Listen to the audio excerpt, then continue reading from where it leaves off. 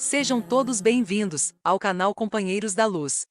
Leitura e estudo do livro O Consolador.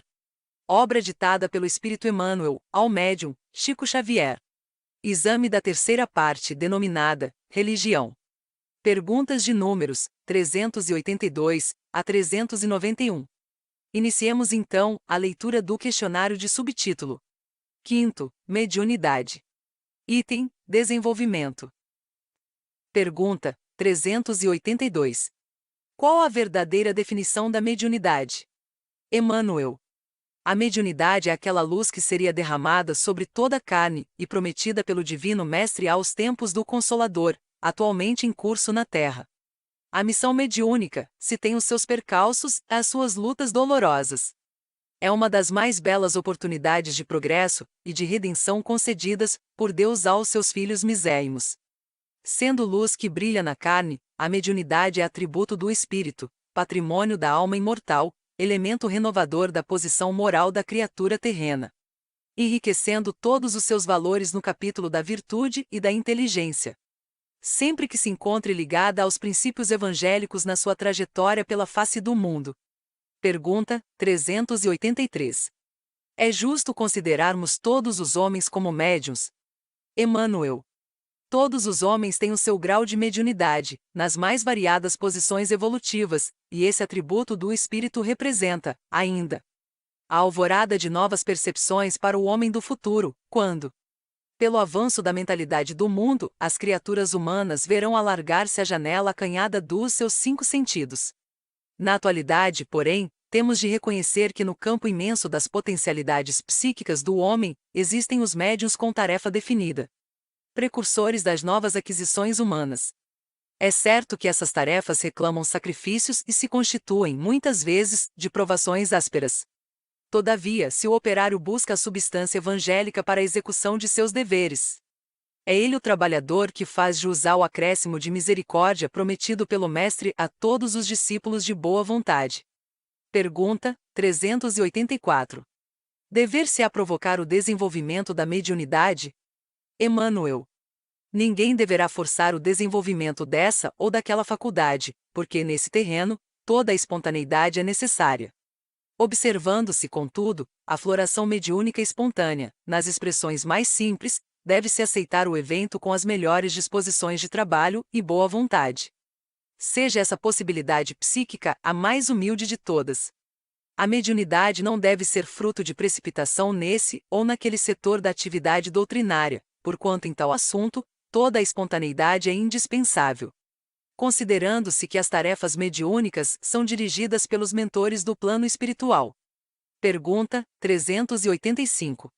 A mulher ou o homem em particular, possuem disposições especiais para o desenvolvimento mediúnico? Emmanuel.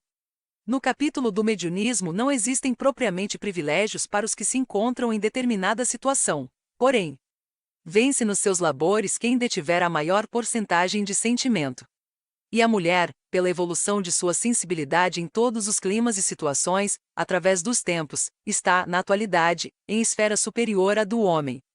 Para interpretar, com mais precisão e sentido de beleza, as mensagens dos planos invisíveis. Pergunta 386. Qual a mediunidade mais preciosa para o bom serviço à doutrina? Emmanuel. Não existe mediunidade mais preciosa uma que a outra. Qualquer uma é campo aberto às mais belas realizações espirituais, sendo justo que o médium, com a tarefa definida, se encha de espírito missionário. Com dedicação sincera e fraternidade pura, para que o seu mandato não seja traído na improdutividade. Pergunta 387. Qual a maior necessidade do médium? Emmanuel. A primeira necessidade do médium é evangelizar-se a si mesmo antes de se entregar às grandes tarefas doutrinárias, pois de outro modo, poderá esbarrar sempre com o fantasma do personalismo, em detrimento de sua missão. Pergunta 388. Nos trabalhos mediúnicos, temos de considerar, igualmente, os imperativos da especialização? Emmanuel. O homem do mundo, no círculo de obrigações que lhe competem na vida, deverá sair da generalidade para produzir o útil e o agradável, na esfera de suas possibilidades individuais. Em mediunidade devemos submeter-nos aos mesmos princípios. O homem enciclopédico, em faculdade, ainda não apareceu, senão em germe, nas organizações geniais que raramente surgem na Terra. E temos de considerar que a mediunidade somente agora começa a aparecer no conjunto de atributos do homem transcendente. A especialização na tarefa mediúnica é mais que necessária. E somente de sua compreensão poderá nascer a harmonia na grande obra de vulgarização da verdade a realizar. Pergunta 389. A mediunidade pode ser retirada em determinadas circunstâncias da vida? Emmanuel. Os atributos medianímicos são como os talentos do Evangelho. Se o patrimônio divino é desviado de seus fins, o mau servo torna-se indigno da confiança do Senhor da seara da verdade e do amor. Multiplicados no bem, os talentos mediúnicos crescerão para Jesus, sob as bênçãos divinas. Todavia, se sofrem o insulto do egoísmo, do orgulho, da vaidade ou da exploração inferior, podem deixar o intermediário do invisível entre as sombras pesadas do estacionamento. Nas mais dolorosas perspectivas de expiação, em vista do acréscimo de seus débitos irrefletidos.